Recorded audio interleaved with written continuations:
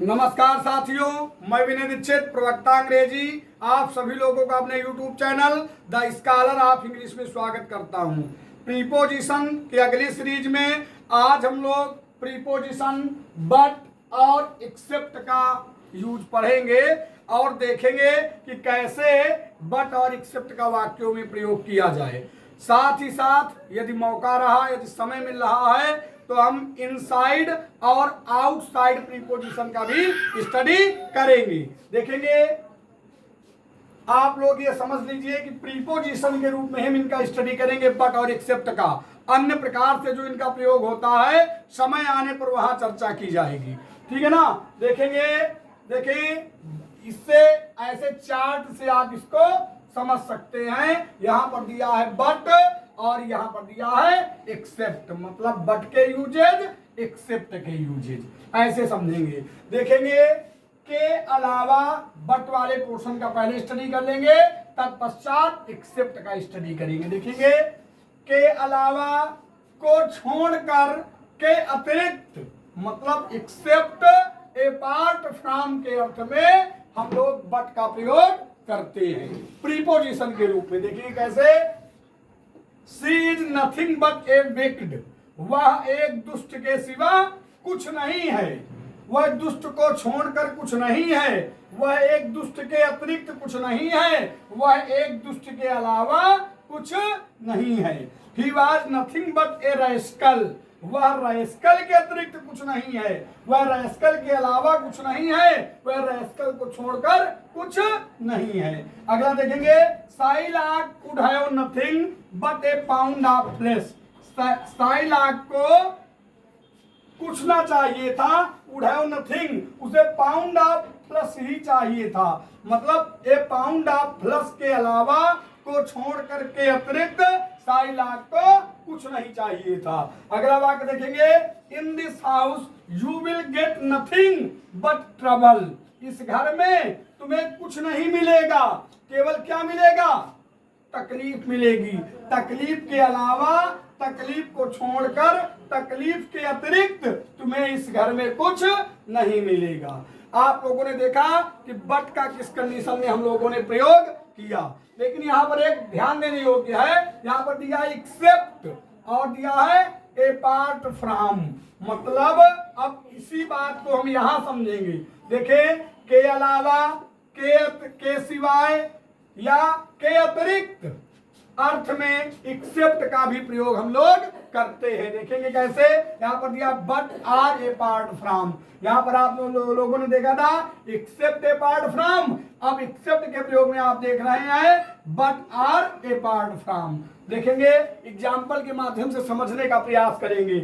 इन Sita's wedding, Sita की शादी में all were invited except Ravan, Sita की शादी में रावण के अतिरिक्त, रावण के अलावा, रावण के सिवाय सभी लोग निमंत्रित थे, सभी लोगों का निमंत्रण था। अगला भाग देखेंगे, आई टीच एवरी डे, मैं प्रत्येक दिन पढ़ाता हूं, एक्सेप्ट संडे, संडे के सिवाय, संडे के अलावा, संडे के अतिरिक्त मैं सभी दिनों में पढ़ाता हूं। अगला वाक्य देखेंगे, she gave me nothing except pen, उसने मुझे कुछ नहीं दिया, केवल क्या दिया, तकलीफ दी, मतलब उसने मुझे तकलीफ के अलावा, तकलीफ के सिवाय, तकलीफ के अतिरिक्त कुछ नहीं दिया।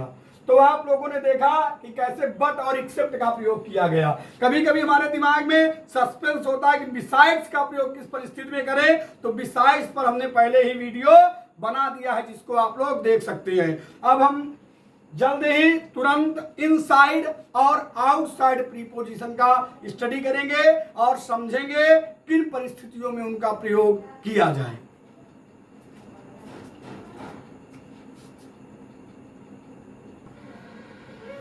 अब हम लोग ध्यान देंगे प्रीपोजिशन इनसाइड और आउटसाइड का। अधिकतर आप लोगों को जानकारी होगी इनसाइड और आउटसाइड एक दूसरे के अपोजिट वर्ड है, लेकिन फिर भी हम इनको इस कंडीशन से समझेंगे, एक तरफ प्रीपोजिशन इनसाइड के प्रयोग और दूसरी तरफ प्रीपोजिशन आउटसाइड के प्रयोगों को क्रम से ध्यान देंगे। अब देखेंगे जैसे रूल नंबर इनसाइड का 1 ये है तो रूल नंबर आउटसाइड का 1 ये है। पहले इसका स्टडी करेंगे एक, फिर एक इसका स्टडी करेंगे, फिर दूसरा नियम इसका लेकर आएंगे, इसका लेकर आएंगे, इस प्रकार हम लोग पढ़ेंगे। देखें जैसे रूल नंबर 1 क्या कहता है, इनसाइड के प्रयोग में कहता है किसी वस्तु के अंदर और किसी वस्तु के भीतर, किसी वस्तु के अंदर और किसी वस्तु के भीतर होने को बताने के लिए इनसाइड का प्रयोग करते हैं। कैसे, इंग्लिश में दिया गया है inner part of something within something के लिए। देखिए कैसे, she can not park her car in the hall, वह हॉल के अंदर, वह हाल देखिए क्या है, एक वस्तु मान लीजिए घर का एक हिस्सा है हाल, है ना, तो वह हाल के अंदर अपनी कार को नहीं खड़ी कर सकती है, वह हाल के अंदर अपनी कार को नहीं खड़ी कर सकती। अगले बात को देखेंगे, we park our bicycle in the cycle stand, हम लोग अपनी बाइसिकल को साइकिल स्टैंड के अंदर खड़ी करते हैं। यहाँ पर देखें कुछ लोग एंड का प्रयोग शायद करना चाहें, एक निश्चित अप्रोप्रिएट प्लेस को दर्शाने के लिए तो सही है, लेकिन साइकिल स्टैंड के अंदर का इंडिकेशन करने के लिए यहाँ पर इनका प्रयोग किया गया। ठीक है ना, मतलब we park our bicycle in the cycle stand, हम लोग या हम अपनी साइकिल्स को साइकिल स्टैंड के अंदर खड़ी करते हैं। एक स्थान है यहाँ पर किसी वस्तु के अंदर और किसी वस्तु के भीतर, किसी देखें inner part of something within something को दर्शाने के लिए हम इसका प्रयोग करते हैं। ऐसे भी आप कर सकते हैं किसी वस्तु या स्थान के अंदर, थोड़ा यहाँ आप लिख सकते हैं इसको, किसी वस्तु या स्थान के अंदर। ठीक है ना, आप लोगों ने देखा we park our bicycle in the cycle stand, हम अपनी साइकिल को साइकिल स्टैंड के अंदर खड़ी करते हैं। एक स्थान है साइकिल स्टैंड का, उसके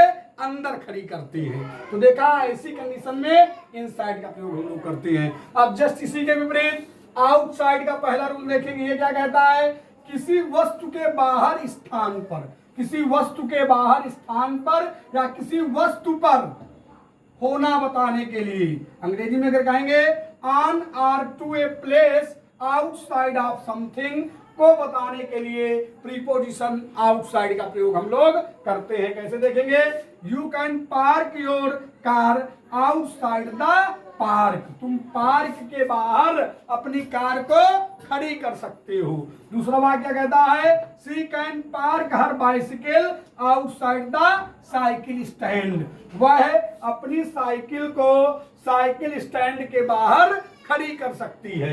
तो आप लोगों ने देखा रूल नंबर इनसाइड का एक रूल नंबर और रूल नंबर आउटसाइड का एक रूल नंबर। अब हम लोग रूल नंबर सेकंड का स्टडी करेंगे, जो रूल नंबर सेकंड इनसाइड का होगा और जस्ट उसके दूसरे कॉलम में रूल नंबर सेकंड जो है आउटसाइड का होगा।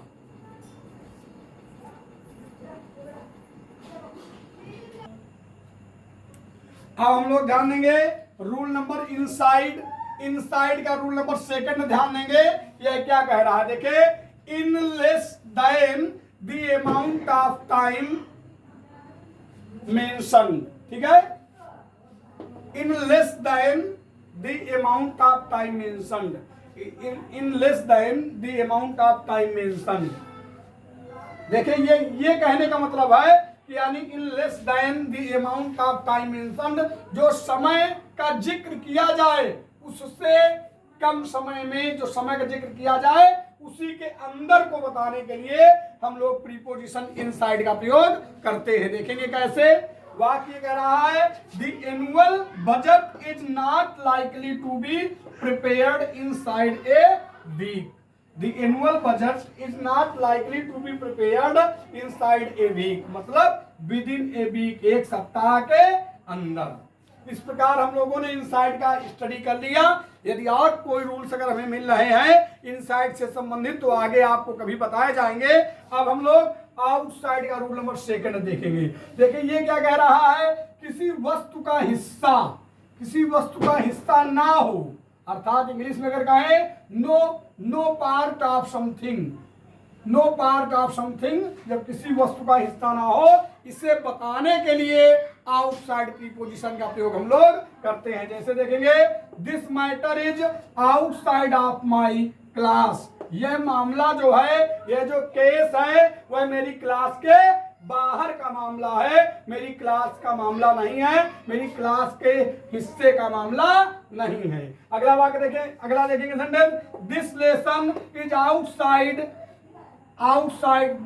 The syllabus. यह लेसन जो है वह सिलेबस से आउटसाइड है, सिलेबस का हिस्सा यह लेसन नहीं है, सिलेबस का हिस्सा, सिलेबस का पार्ट यह लेसन नहीं है। अब देखेंगे रूल नंबर 3 देखेंगे, के परे अर्थात बियॉन्ड के सेंस में भी हम लोग प्रीपोजिशन आउटसाइड का प्रयोग करते हैं। देखेंगे कैसे, English was outside my grass. अंग्रेजी जो थी वह मेरे परे थी, मतलब अंग्रेजी जो थी वह मेरी पकड़ से बाहर थी, अंग्रेजी मेरे समझ के परे थी, मैं उससे समझ नहीं सकता था, मेरी पकड़ के बाहर थी। Mathematics was outside of her reach. गणित जो थी वह उसके पहुंच से दूर थी, गणित उसके पहुंच से परे थी। अब हम इसी रेफरेंस में आउटसाइड का रूल नंबर 4 देखेंगे, जो कुछ और मतलब कुछ अन्य चीजों को बता रहा है, उस पर अपना ध्यान केंद्रित करेंगे।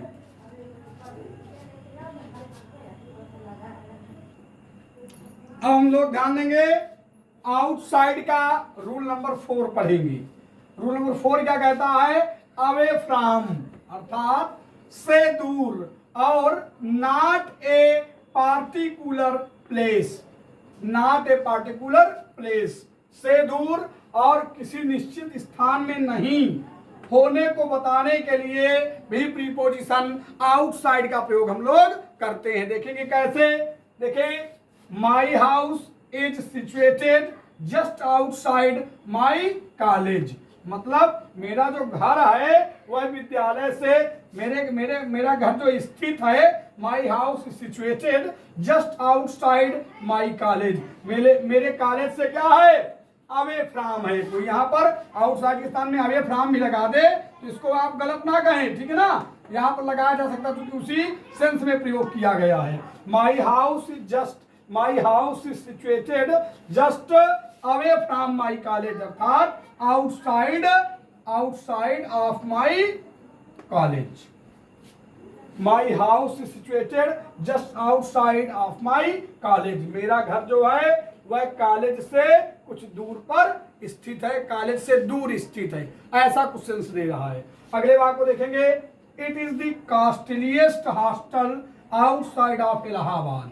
मतलब इलाहाबाद के बाहर, यह इलाहाबाद देखिए किसी निश्चित स्थान में नहीं होने को बताने के लिए, मतलब इलाहाबाद के बाहर। इसको हिंदी से ना समझने का प्रयास करें, आप लोग इंग्लिश शब्दों से समझने का प्रयास करें, ज्यादा आप समझ सकते हैं। जैसे नॉट ए पार्टिकुलर प्लेस, तो मतलब it is the costliest hostel outside of Allahabad. It is the costliest hostel, ये सबसे ज्यादा कॉस्टली, सबसे बहुत ज्यादा कॉस्टली हॉस्टल है इलाहाबाद के बाहर, इलाहाबाद से अलग यह सबसे ज्यादा कॉस्टली हॉस्टल है।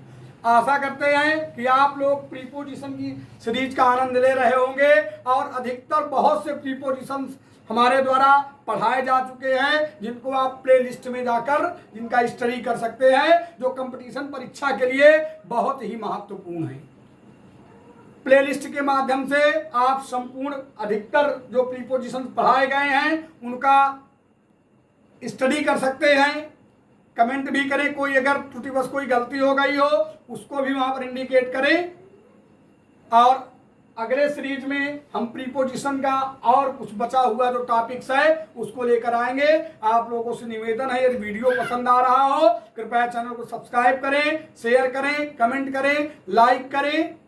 इसी के साथ मैं विनय दीक्षित, प्रवक्ता अंग्रेजी, अगले वीडियो तक आप लोगों से विदा लेता हूं। तब तक के लिए नमस्कार।